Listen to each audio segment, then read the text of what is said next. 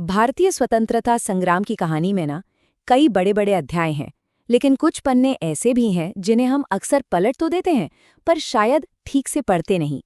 तो आज हम ऐसे ही एक बहुत जरूरी अध्याय की कहानी समझने वाले हैं। 1918 का खेड़ा सत्याग्रह। महात्मा गांधी के नेतृत्व में हुआ ये आंदोलन सिर्फ एक विरोध प्रदर्शन नहीं था। सच पूछिए तो ये उस विशाल आग की पहली चिंगारी थी जिसने आगे चलकर भारत का भविष्य ही बदल दिया। जरा एक पल को सोचकर देखिए, एक तरफ आपके इलाके में भयानक अकाल पड़ा हो, एक जानलेवा महामारी फैली हो और ठीक उसी वक्त सरकार आकर कहे कि अब आपको 23% ज्यादा टैक्स देना होगा। ये कोई काल्पनिक कहानी नहीं है, बल्कि यही वो कड़वी हकीकत थी जिसने गुजरात के खेड़ा जिले में बगावत की आग जलाई थी। तो चलिए इस कहानी में थोड़ा और गहरा उतरते हैं, समझते हैं कि आखिर खेड़ा के किसानों को किन भयानक मुश्किलों का सामना करना पड़ रहा था। ये कहानी असल में एक दोहरी मार से शुरू होती है। सोचिए, एक तरफ तो सूखे की वजह से सारी फसलें बर्बाद हो चुकी थीं और दूसरी तरफ प्लेग की बीमारी गांव के गांव खाली कर रही थी।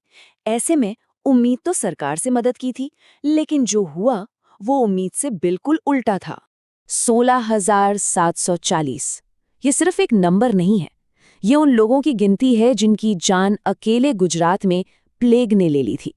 और जो लोग इस खतरनाक बीमारी से किसी तरह बच भी गए, उनके सामने एक और दुश्मन मुंह बाए खड़ा था, और वो थी भुखमरी।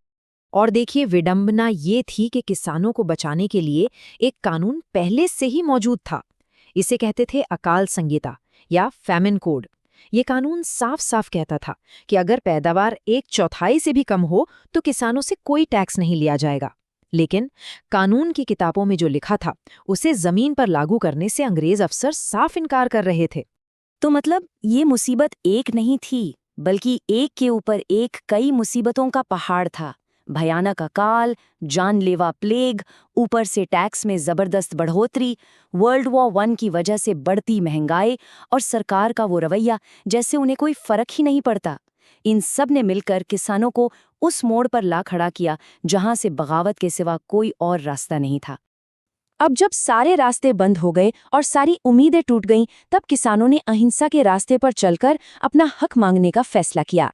तो चलिए देखते हैं कि ये आंदोलन आखिर बना कैसे। ये आंदोलन एकदम जमीनी स्तर से शुरू हुआ। पहले तो मोहनलाल पंड्या और शंकरलाल पारेख जैसे स्थानीय नेताओं ने आवाज उठाई, लेकिन जब उनकी एक न सुनी गई, तब उन्होंने एक ऐसे इंसान को बुलाया जो चंपारण में अपनी ताकत का लोहा मनवा चुका था, महात्मा गांधी। और उन्हीं के आने के बाद ये छोटा सा विरोध एक बड़े संगठित आंदोलन में बदल गया। 22 मार्च